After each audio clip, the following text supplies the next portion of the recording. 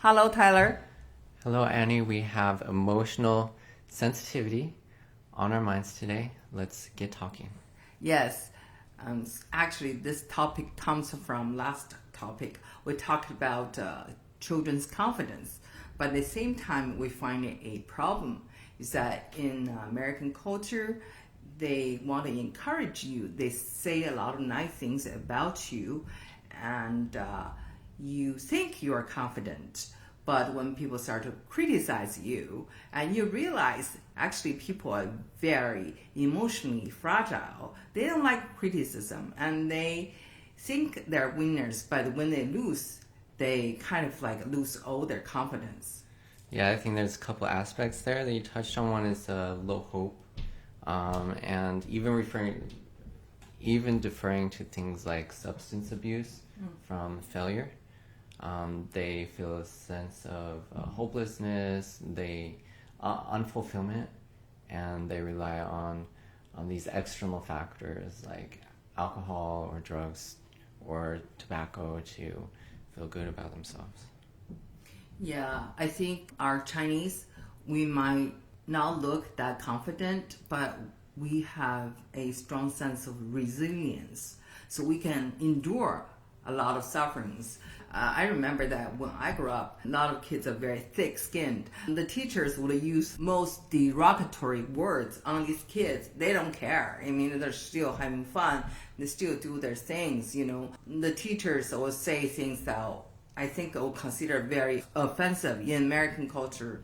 I think in American culture there are several things. One is the English itself. It's kind of polite. Since very directly would considered very rude. You don't say you are fat, but in China, people say you are fat. They think they're kind enough to remind you gotta lose weight, but people here It's a kindness. would take it very personally.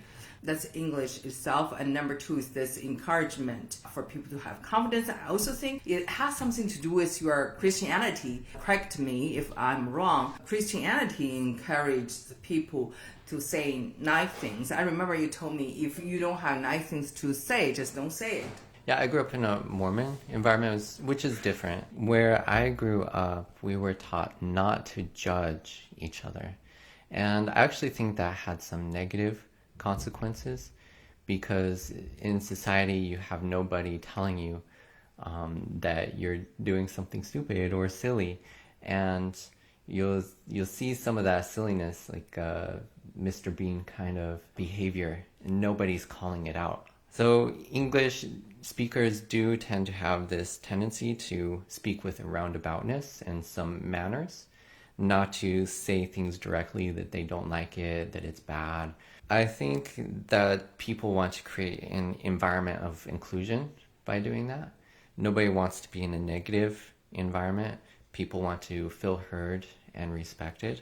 And one thing that I noticed from my work, because I do have a tendency to focus on correctness and efficiency, it's actually more efficient to let people explain themselves and give them time to feel heard than to rush to the correct answer, right? Because when you rush to the correct answer, people get defensive and then start explaining themselves and keep repeating themselves like they're not heard, right? So you actually lose efficiency when you try to go straight to the point.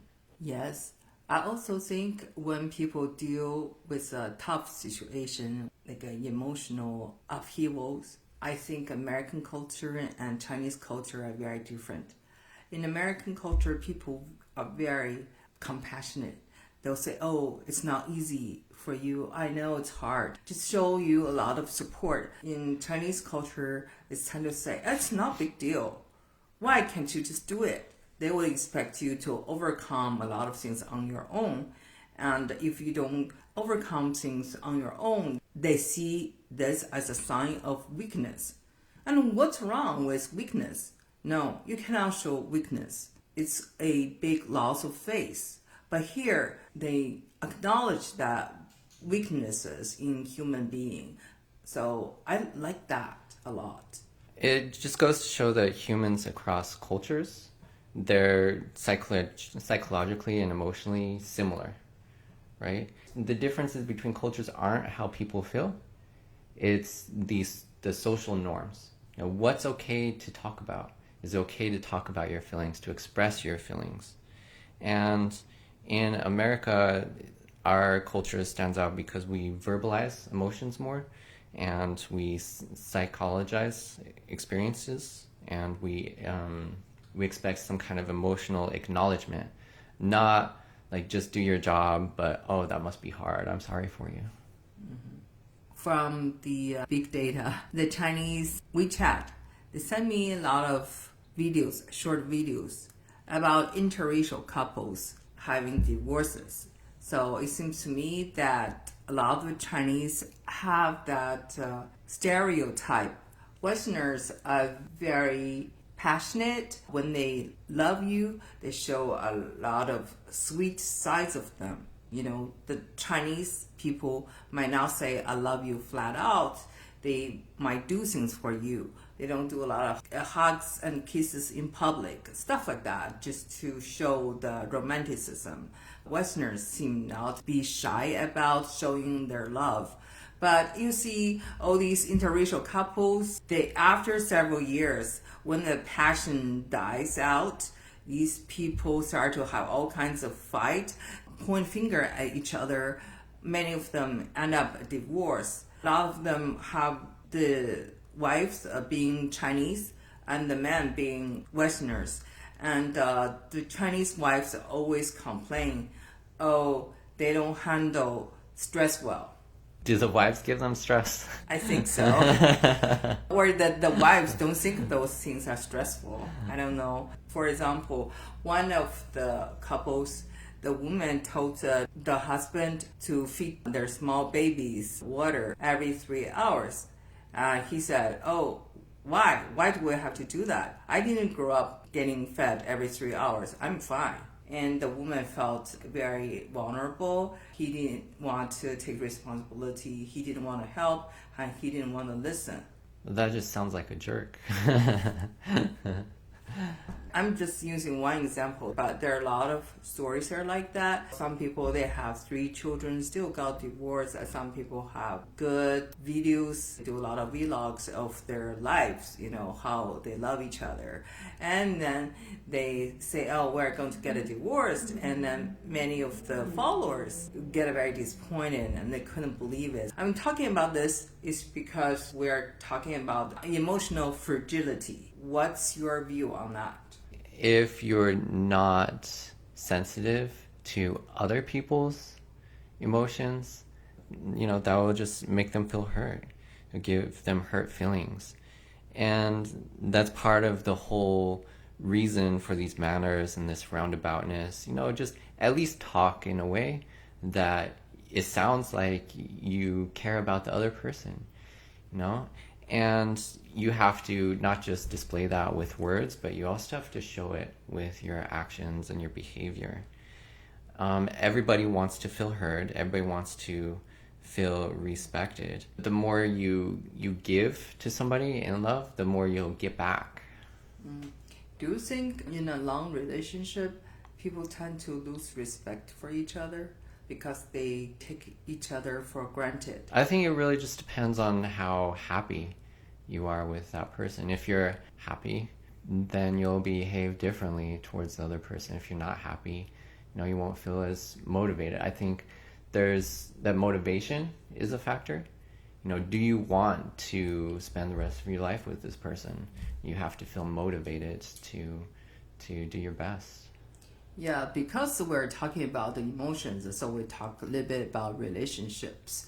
In my observation, it's kind of not a good generalization to talk about what the Chinese are like or what Westerners are like in a relationship. In reality, some Westerners can be very, very Chinese, and some Chinese can be very, very Western. There are good people among Westerners.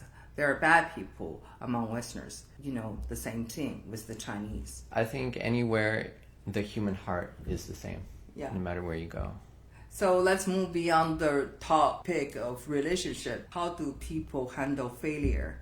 And I see a lot of substance abuse and no hope in American culture. I remember first time I came to the United States many years ago, I saw homeless and he was speaking perfect English. He was not bad looking, but he had no hope. So I thought, oh, if he were in China, he could have, taught English. He could have made more money than most of the Chinese would. He's so hopeless. So I didn't get that.